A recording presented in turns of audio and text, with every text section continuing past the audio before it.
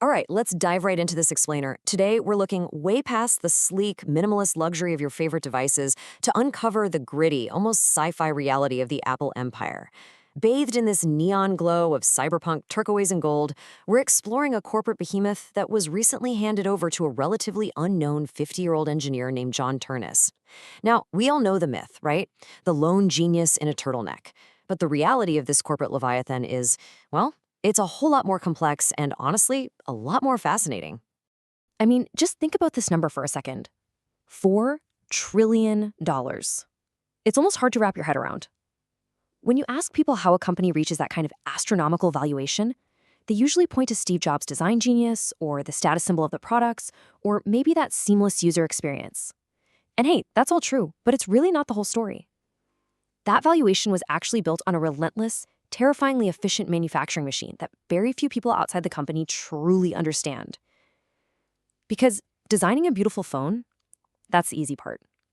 Flawlessly manufacturing it millions of times over, that is where the real story begins. Section 1. The failure of genius and the Japanese secret. So to really get how this machine was built, we actually need to rewind to a monumental failure back in 1985.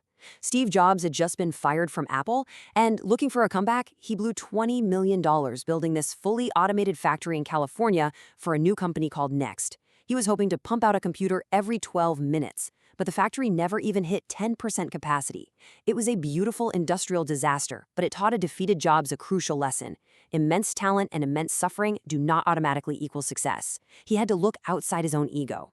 A consultant ended up introducing him to the cold, hard science of manufacturing, led by elderly Japanese veterans of post-war industrialization.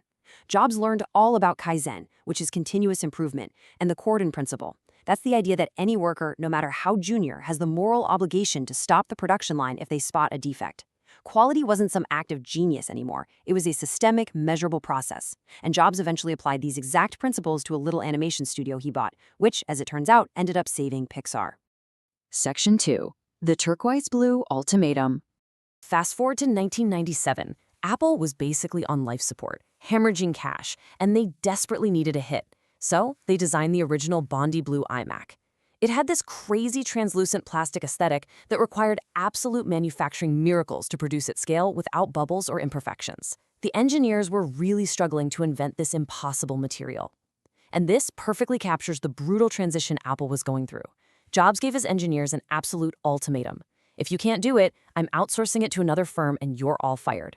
Under that immense pressure, Apple engineers essentially lived inside Asian factories 24 hours a day, partnering with Korean and Japanese material experts until they finally cracked the code. The iMac was a massive hit, for sure, but it proved to Jobs that Apple's survival depended entirely on mastering the global supply chain.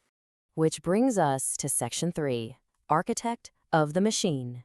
See, Jobs realized that designing a beautiful object was one thing, but building a global company to perfectly manufacture it a million times, that required an operations mastermind. The quality of a product is literally only as strong as the organization behind it. He needed someone to handle the grueling, unglamorous reality of logistics and deadlines, which led him to hire an industrial engineer from IBM in 1998 named Tim Cook. Apple's true DNA was essentially forged by this crazy duality. On one hand, you have Steve Jobs, improvisational, artistic, chaotic, known to literally scream at engineers to push their limits. And on the other hand, you have Tim Cook, methodical, endlessly patient, spreadsheet-driven. He was this monk-like figure who wouldn't terrify executives by yelling, but with a silent, piercing why. Cook was the exact operational counterweight to Jobs' artistic turbulence. And Cook brought this honestly terrifying obsession with time and efficiency to the megacorp. He firmly believed that inventory is fundamentally evil. He actually likened it to dairy. If it doesn't move, it spoils. He demanded that inventory be measured in hours rather than days. If a manager said they shipped 200,050 units, a week later, Cook would stare them down and ask exactly what happened to those 50. He took Jobs' artistic demands and turned them into an implacable, unforgiving global system. All right, Section 4, the symbiotic empire. This ruthless new operational system faced its ultimate test in 2001 with a little pocket-sized device called the iPod. Initially, it was a bit of a slow burn, but once it became compatible with Windows, demand just exploded. We're talking sales going from 1 million units in 2003 to 4.5 million in 2004 to a massive 22.5 million units in 2005. This unprecedented vertical climb required a scale that completely shattered Apple's carefully curated supply chain. Traditional factories just couldn't handle it. Apple desperately needed a partner who could go from zero to millions in weeks without a single drop in quality. Enter Terry Gou. He's the founder of the Taiwanese manufacturing giant Foxconn, and his pitch to Apple was brilliantly simple. I can fix it. Gou absorbed massive upfront costs, buying custom molds, investing millions in machinery, all just to get Apple's elite engineers inside his factories. He wasn't looking for immediate profits. He wanted the absolute masterclass in flawless mass production that only Apple could provide.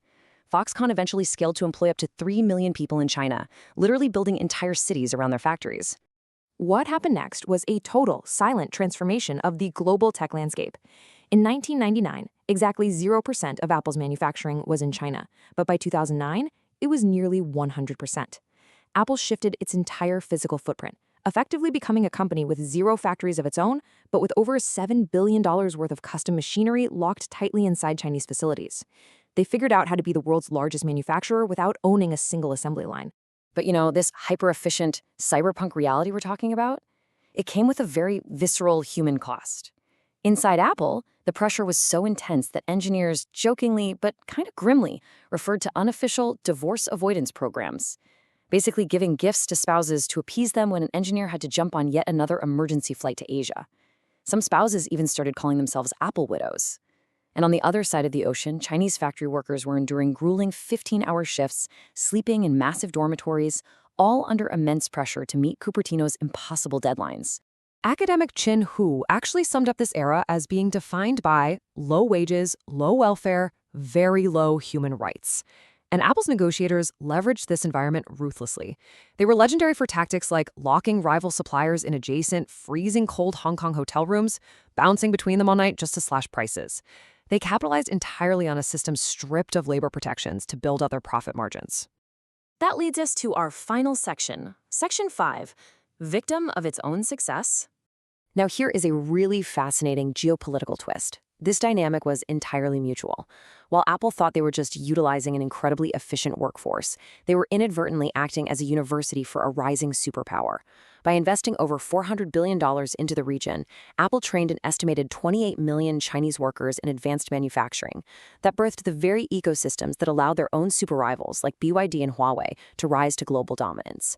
And that creates a massive geopolitical trap for Apple today. Because 90% of their production still relies deeply on this Chinese supply chain network, they simply cannot untangle it. They're entirely dependent on China's infrastructure. To maintain access, they've had to make some pretty unprecedented concessions, like pulling thousands of apps, restricting VPNs, and storing Chinese user data on local servers.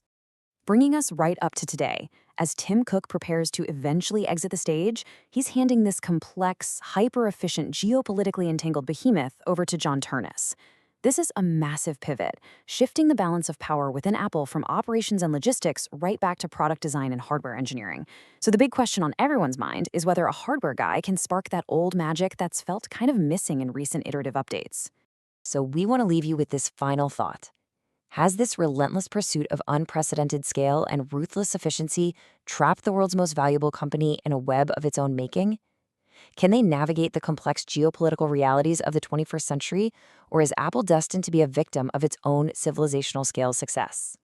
Thank you so much for exploring the incredible and sometimes terrifying reality behind the machine with us in this explainer. From all of us here, stay curious. Store Cub Media++, creating as we speak.